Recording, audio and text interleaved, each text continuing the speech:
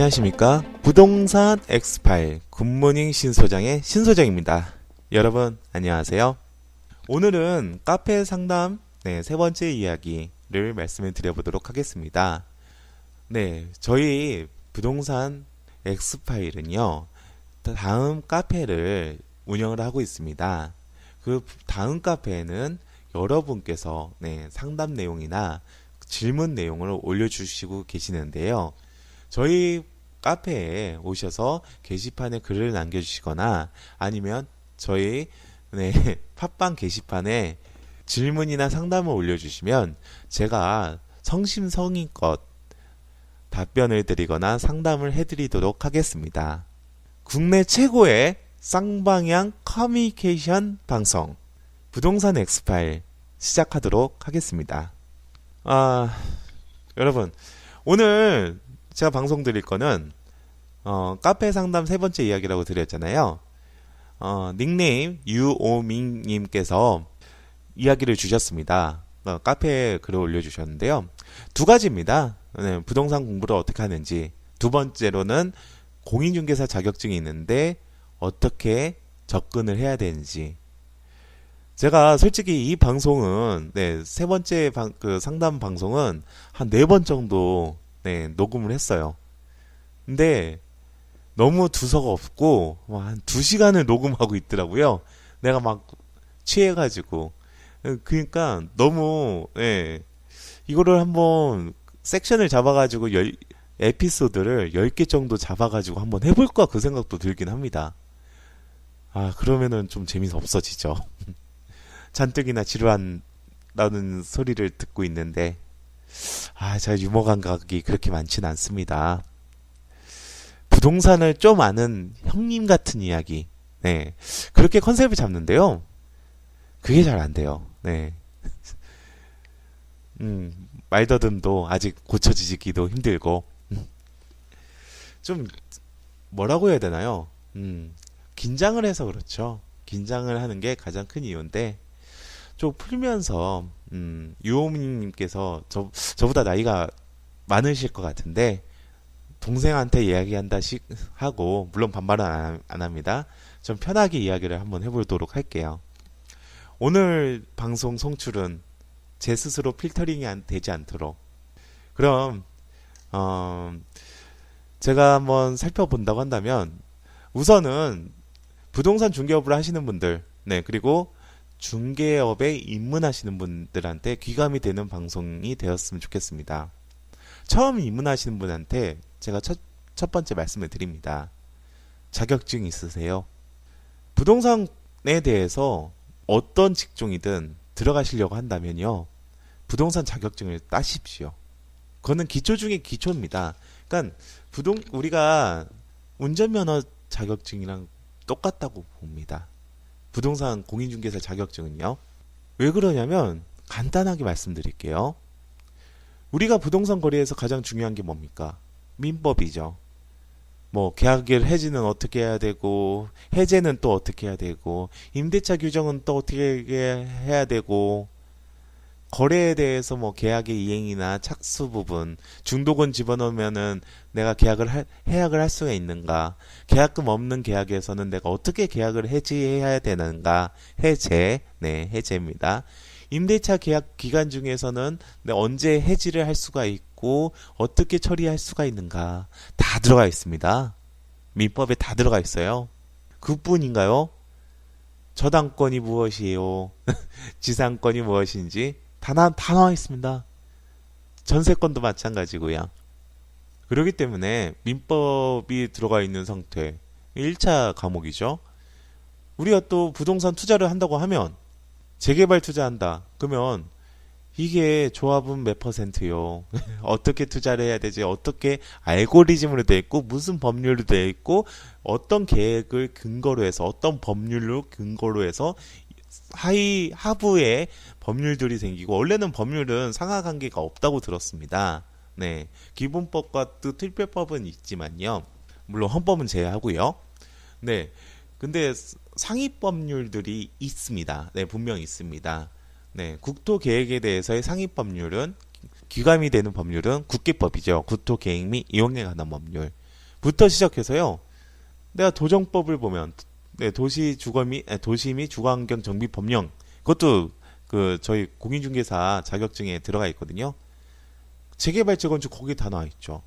주택법 공부합니다. 아 지금 요새 주택법 공부하나요? 저 때는 공부했는데 네 없어진 것 같기도 하고 뭐 아파트에 대해서 뭐 지역주택 조합에서 알고 싶다.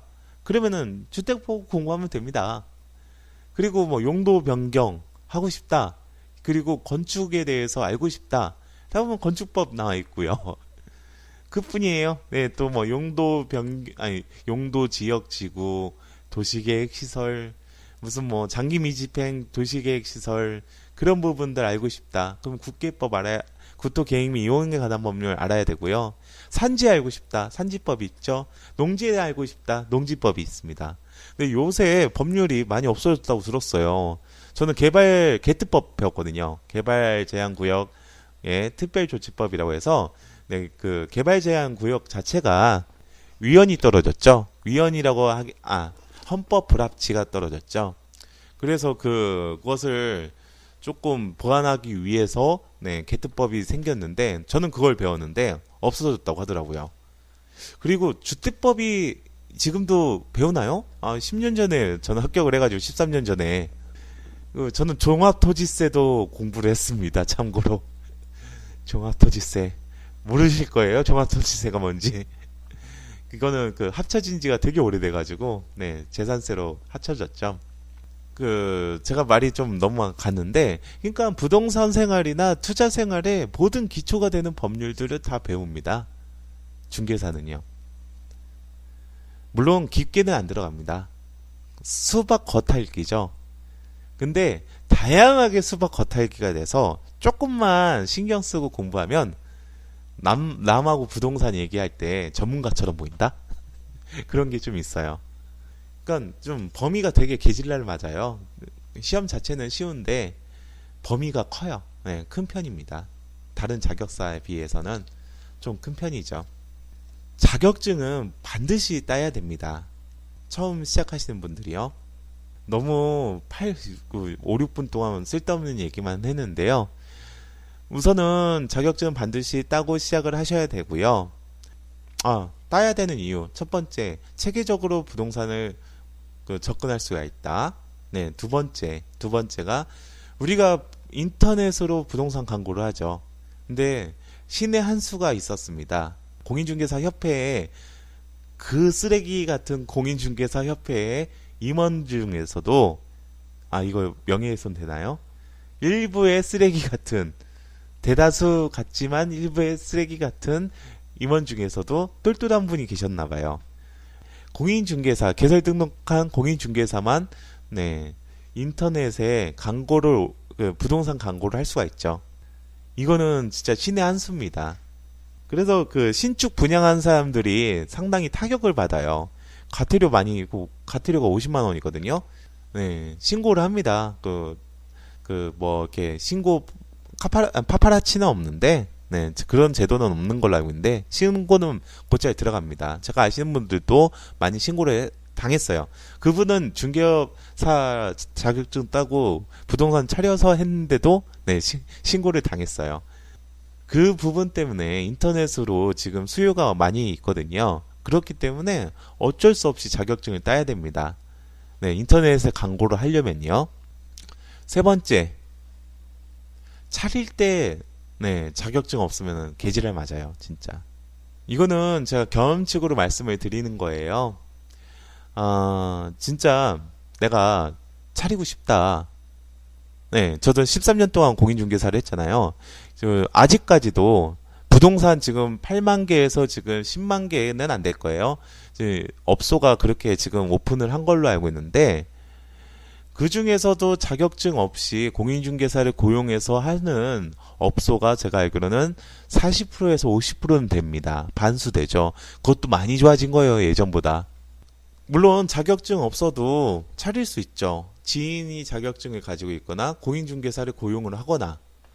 근데 공인중개사를 고용을 하면 부동산을 내 마음대로 못해요. 저는 자격증을 따고 중개업을 해가지고 저는 어렸을 때는 고용을 당했죠.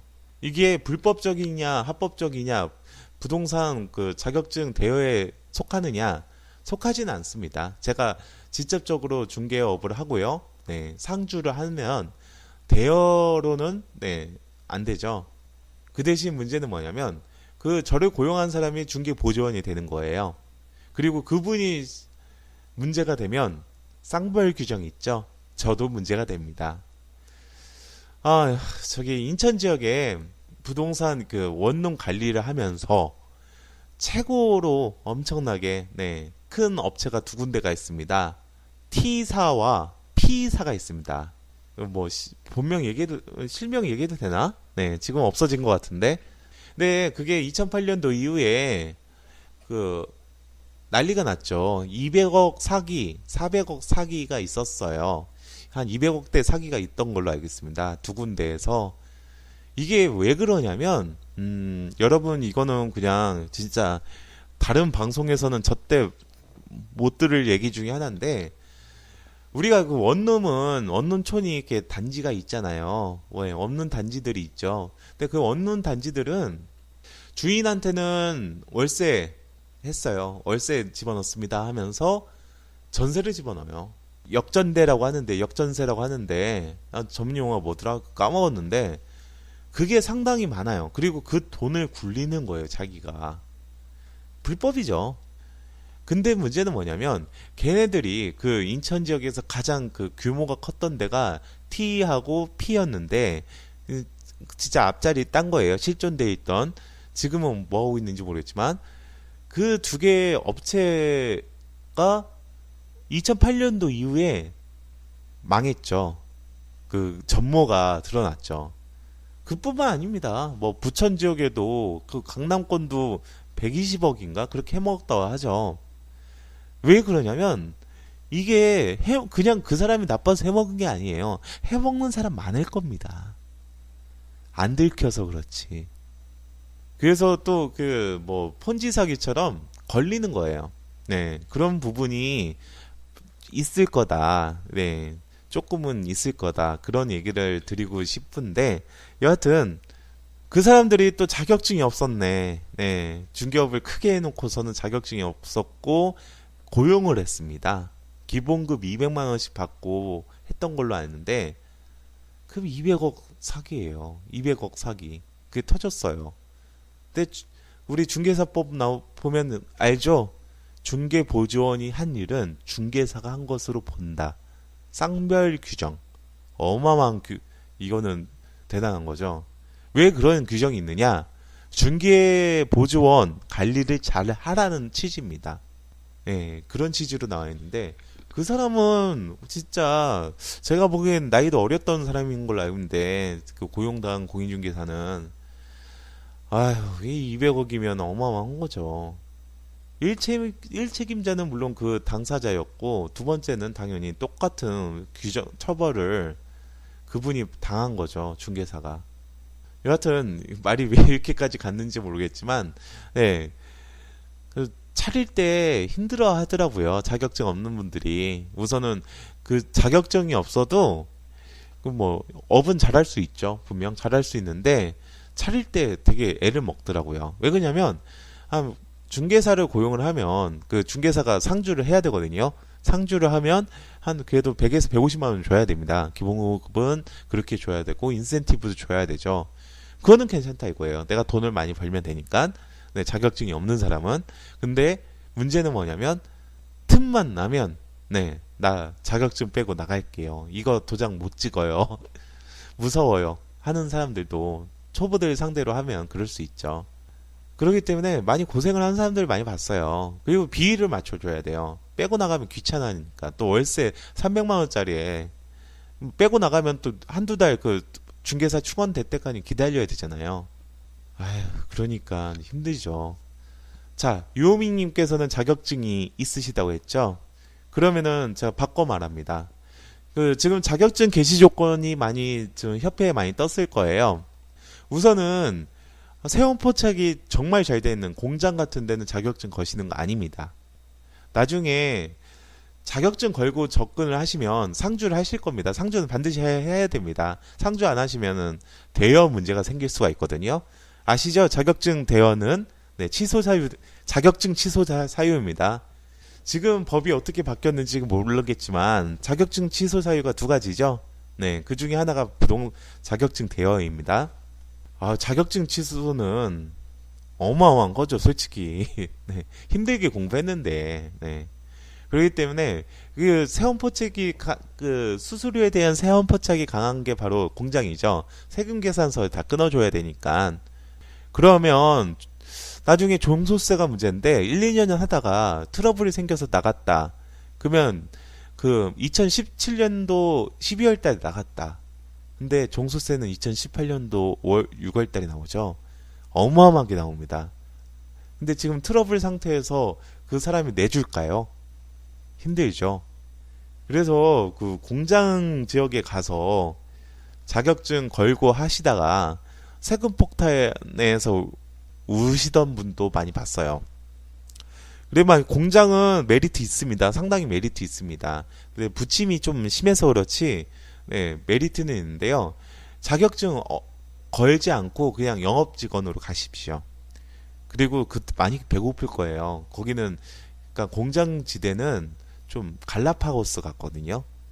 거기에 대한 것도 알아야 될 것도 많고, 뭐 예를 들면 하중을 알아야 되죠. 뭐 40피트가 들어가느냐 마느냐 알아야겠죠. 그리고 층고도 알아야 되겠고요. 그리고 또 그 지역이 가능한 업종이 있는지 없는지 그것도 알아봐야 되겠고요. 근데 아시다시피 엄청난 그 알아야 될 거 많으면서도 우리 인간이라는 게 근데 거기서 밥을 먹고 살아야 된다면 다 네, 숙지가 되죠. 네, 맞습니다. 그렇기 때문에 그 공장 같은 데도 추천을 드립니다. 나이가 있으시면은 그 공장으로 추천도 드리지만 공장은 앉아서 하는 작업이 절대 아니고요. TM도 안 됩니다. 직접 돌아다니셔야 되기 때문에 체력이 좋아야 됩니다. 네, 그런 부분이 있으시고 공장 지역이나 혹은 이렇게 그 부가가치세 같은 거 아니 그 세금 계산서가 포착이 되면서도 거래가액이 큰 데는 조심을 해야 된다는 거. 네, 자격증 거는 거에는 조심을 해야 된다는 거. 네, 자격증은 거시는 거에 대해서는 아마 그 유혹이 많이 있을 거예요. 왜 그러냐면 자격증을 걸어야 기본급이 많아지잖아요. 그쵸? 그러면 최소한 수익률로 인해서 먹고 살아야겠다라고 접근을 하죠. 저도 그렇게 접근을 했거든요. 첫 번째는 제가 오피스텔에 그렇게 접근을 했고, 그리고 두 번째는 재개발을 그렇게 했습니다. 네. 재개발을 할 때는, 제 이름으로 각서도 많이 썼어요. 진짜 각서 엄청 썼습니다. 지금 생각하면은 못 썼을 것 같아요, 그 각서가. 별의별 이유로 다 각서를 썼어요. 진짜 이게 오프라인이 아니라서 제가 진짜 한정적이라는 게 좀 답답하네요. 온라인이라서 네, 불법적인 거를 얘기를 못해요. 참 이러면은 진짜 물론 제 얼굴에 침뱉기인데 중개사 얼굴에 침뱉기인데 모든 분야에 불법적인 건 가미됩니다. 네, 그건 어쩔 수가 없는 것 같아요. 그래서 사람들이 좀 그런 부분이 있는 것 같아요. 네, 그거는 거기까지 얘기하고요. 여하튼 좀 자격증 개시 조건을 생각을 하신다고 한다면 단점은 상당히 많아요. 우선은 네, 그 초보인 상태에서 자격증 개시를 하면 이 계약이 네, 문제가 있는지 없는지 모르죠. 또 문제는 뭐냐면 자격증 없는 사람이 자격증 있는 사람을 고용을 하는 거잖아요.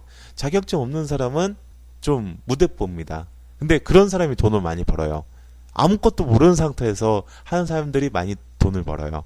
대신에 그 자격증을 따고 오면 아무리 그 100을 공인중개사 시험 공부해서 딱 합격할 때의 지식이 100이면 한 98%가 나가는데 98%가 그냥 합격자 발표 그 다음날에 없어지는데 그 2% 때문에 무서워지죠. 이건 아닌데? 속으로 그 생각을 많이 하실 거예요. 저도 그랬거든요.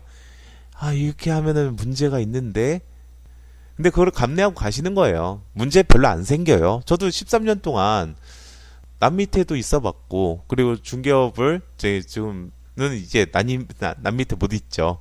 5년, 3년만 지나도 남 밑에 못 있어져요. 네. 내가 인정한 사람 아니면은 힘들어요. 있어 봤는데, 중개사고가 터진 적은 한 번도 없어요. 물론, 잘 자란 하자들은 있죠. 네, 뭐, 돈 몇십만 원 나가는 하자는 늘상 있는 겁니다. 근데 뭐, 공제보험, 우리 그 중개보험 들잖아요. 1억 한도. 그 보험을 건들 정도의 큰 하자는 없었습니다. 그렇다고 해서 제가 뭐, 안전한 곳만 갔냐. 지금 생각하면, 지금 하는 곳 빼고는 정말 불안전한 시장만 돌아다녔습니다. 근데 말이 너무 이렇게 됐는데, 여하튼, 말이 두서가 없어졌죠, 또. 네. 자격증 개시 조건으로 가신다면, 우선은 거래 가액이 큰 데는 절대 가지 말아야 되고, 두 번째로는, 사람을 믿어야 됩니다. 중개하자는 그렇게 크게 터지진 않습니다. 그리고, 이거 있어요. 자격증을 건다. 내 자격증을 거는 거잖아요. 중개사님도, 네, 중개사 하시는 분들도 오너분을 평가를 해야 됩니다. 물론 대놓고 평가하는 거 아닙니다. 몇 년을 했는지 그 자리에서 5년 이상만 했다고 하면 안전해요, 솔직히. 왜 그러냐면 그 사람도 거기서 이룩한 게 얼마나 많은데, 거기서 그 중개업은 뭐 공동중개를 하거나 뭐를 하면 이미지가 상당히 중요하거든요, 주변 부동산에. 근데 뭐 중개사하고 싸우고 나갔다, 물론 중개사를 욕하죠. 네, 욕하긴 하는데, 네, 그런 것들이 명백히 좀 양아치짓을 했다고 하면 이미지 안 좋아지죠. 그럼 공동중개를 못 합니다. 공동중개가 80%는 되거든요. 모든 중개 해보시면 아시겠지만, 양타라고 하죠. 네, 단독중개는 힘듭니다. 그렇기 때문에 이미지 관리도 상당히 중요합니다. 그리고 그렇기 때문에 한 5년 정도 되는 사람들이면 자격증 걸고 들어가시는 것도 좋고요. 자격증 걸고 들어가면 확실히 배울 수가 있습니다. 우선 그 계약서는 자기가 쓰잖아요. 네, 직접 쓰는 거니까. 그냥 안 배우려야 안 배울 수가 없어요. 자격증 개시 조건으로 가면 체계적으로 배울 수가 있죠. 네, 그리고 두 번째로는 이거는 제가 느낀 건데요. 그 지역의 분야를 우선 선택을 하고 그 지역을 선택을 했다. 마곡이면 마곡, 문정이면 문정. 그 지역의 1등 부동산으로 무조건 들어가십시오. 만약에 그 1등 부동산이 박해, 자격증도 개시하는 거를 구하지도 않아, 그래도 들어가십시오. 부동산은 제가 그 사업화가 잘 안 된다고 말씀을 드렸나요? 네, 드렸을 거예요. 네, 사업화가 잘 안 돼요. 어차피 자영업입니다.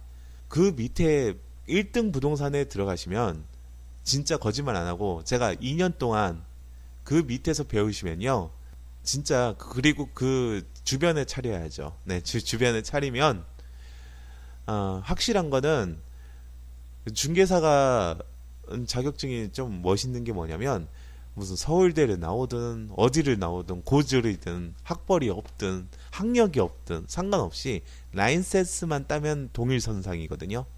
물론 이렇게 변호사나 아니면 전문 직종들은 카르텔이 있죠. 네, 샤대, 네, 서울대 나온 사람들은 서울대 있고, 그리고 클라이언트들도 컨택을 할 때 학력을 봅니다. 근데 중개사는 아니거든요. 강남권은 뭐 다를 수 있어요. 강남권 안 가봤으니까. 근데 그게 참 매력적인 것 같아요. 동일선상이라는 거, 띠만큼 번다는 거. 그렇기 때문에 진짜 1등 부동산에서 2년 배우고 나오고 차리면, 자영업자 분의 꿈이 뭡니까? 한 장 가지고 가는 거잖아요. 월 한 장 정도? 1,000만 원 정도. 소박하죠, 어떻게 보면. 근데 우리가 그 직장인이 그 진짜 한 달 1,000만 원 갖는다는 거는 연봉이 2억 가까이가 된다는 건데 힘든 거죠. 근데 자영업자 입장에서는 1,000만 원 찍기가 열심히 하면 돼요. 가능할 겁니다. 1,000만 원 안 가져가면 한 7, 800 가져갈 수도 있죠. 2년 동안 제대로 배웠으면 그 2년은 힘들지라도 거기서 나와서 차리게 되면 분명 제가 말한 금액 가져갈 수 있습니다. 그게 중개사 자격증인 것 같아요. 제가 그러고 있잖아요. 그리고 두 번째로는 제가 말씀드리고 싶은 건 그거예요. 첫 번째는 그 1등 부동산이 가야 된다. 두 번째는 이건 더 중요한 겁니다. 기득권이 없는 지역으로 가야 됩니다. 기득권이 있는 지역은 어디입니까? 네, 돈으로 쑤셔 박아야 되거든요. 아파트가 대표적이죠. 아파트는 네, 레츠나 아니면 날개 같은 알터 같은 그 지역 정보망이 있습니다. 지역 정보망에 자기네들 카르텔이라고 하죠. 회원들만 공유하는 그 카르텔이 정말 촘촘해요. 이거는 진짜 뭐 국교부나 네, 국가기관이 건드려도 이거는 깨지지가 않아요.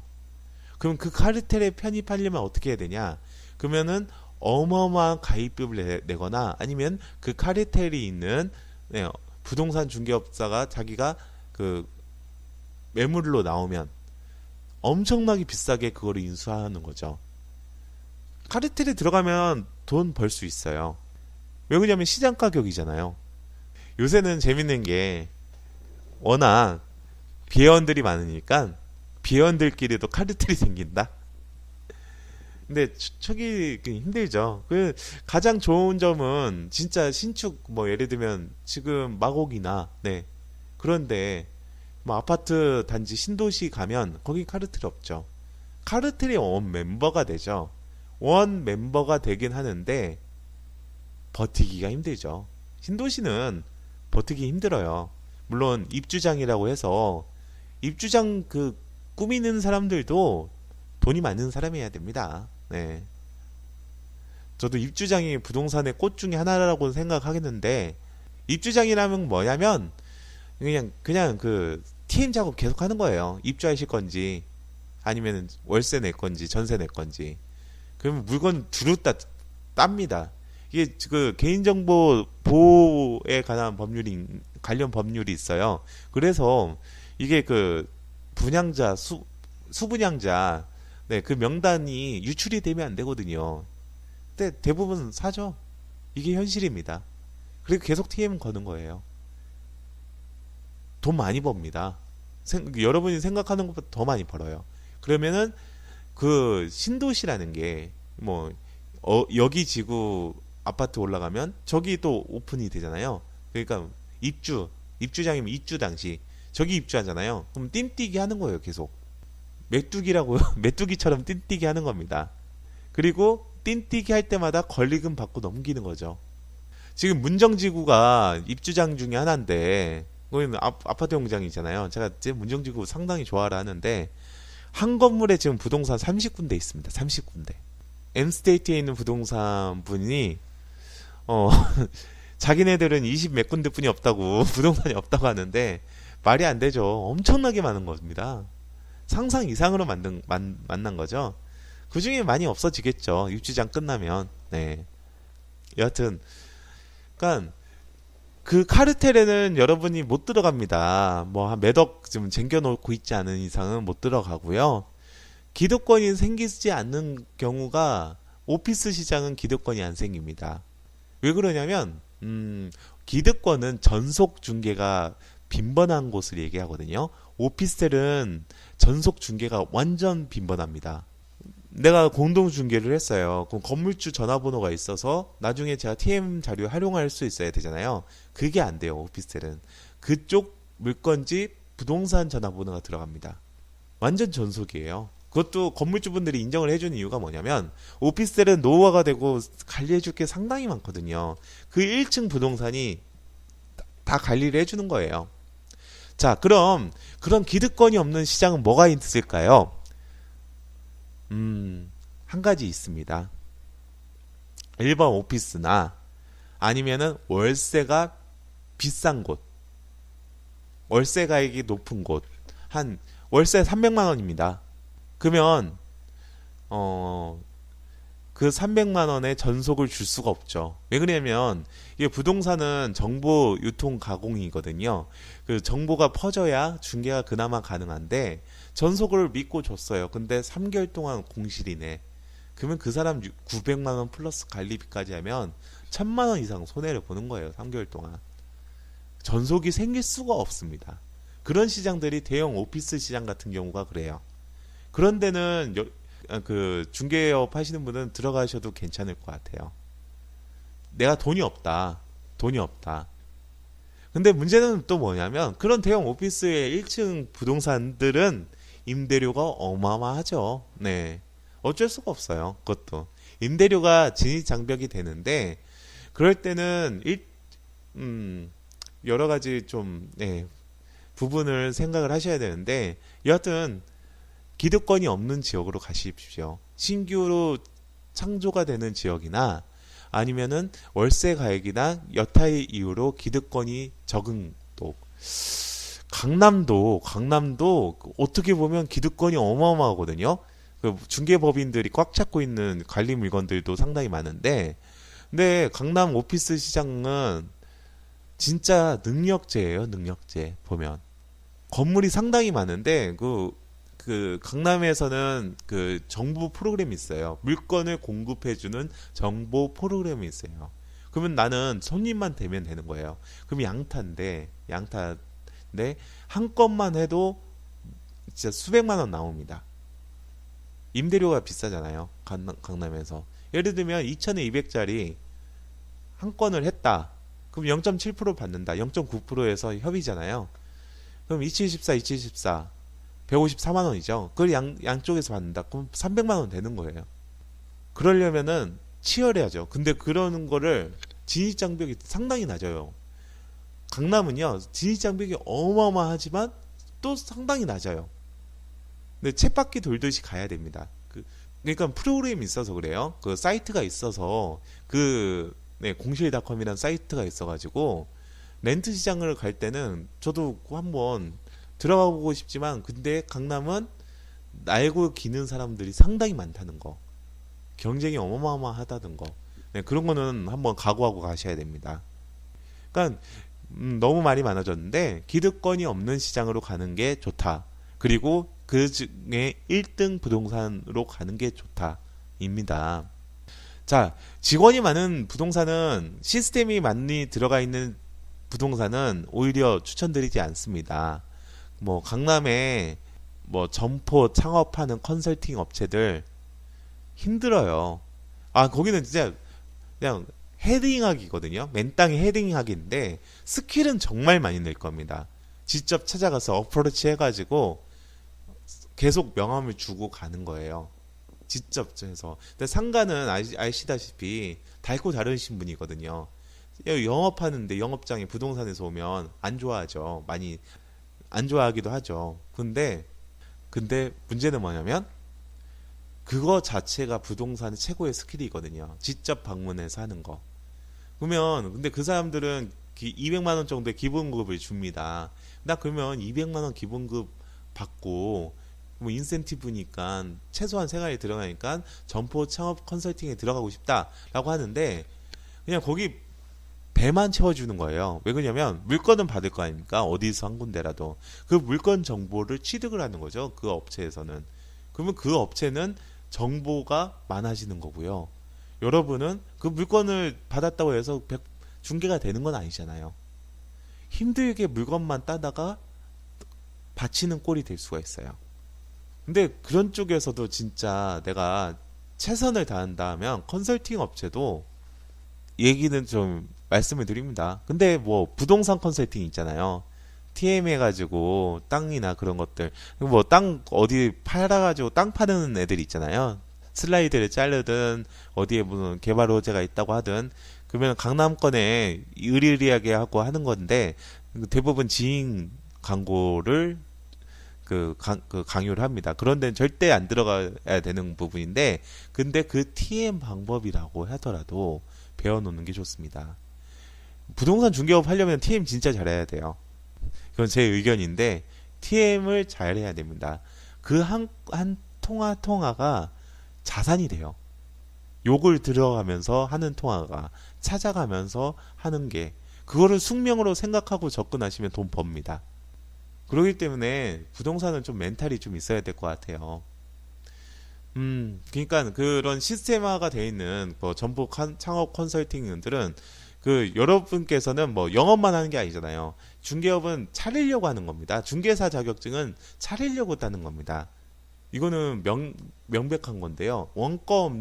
원가가 적은 그 자영업을 하기 위해서 차리는 겁니다. 그래서 자리만 잡으면 괜찮아요. 네, 그거는 제가 인정을 합니다. 제가 얘기를 드릴게요. 제가 말씀드렸잖아요. 1등 부동산에서 2년만 배우고 나와서 그 주변에 차리라는 얘기. 그러면은 알 거예요. 아, 신 소장이 무슨 얘기를 하는구나. 네, 그리고 중개사분들도 제 말 들으시면 이해는 하실 겁니다. 여하튼 오늘은 그냥 좀 진짜 넋두리 없이 얘기를 드렸어요. 지금 너무 시간이 많이 돼서요. 너무 진짜 뭐라고 해야 되나?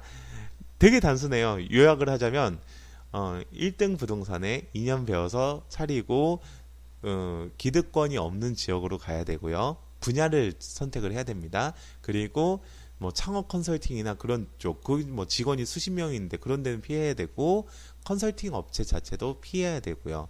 근데 진짜 내가 부동산으로 뭐 수백억 대가 되고 싶다라면 그런 창업 컨설팅 가서 진짜 맨땅에 헤딩한 정도에서 배우십시오. 그리고 그 끝만 넣지 않고 진짜 열심히 한다고 한다면 돈 벌 수 있습니다. 그렇지만 우리가 그냥 그러고 보지 않고 그냥 진짜 자영업, 중개업을 하나의 자영업으로 보면 가장 강점이 원가가 적다라는 겁니다. 그래서 재고 관리나 그런 게 필요 없기 때문에 수익의 대부분이 뭐 임대료나 그것도 있지만 관리비나 그런 것들은 있지만 대부분이 자기 자신의 수익률이다. 몸으로 움직일 수 있다라는 장점이 있는 거고요. 그리고 제가 예전에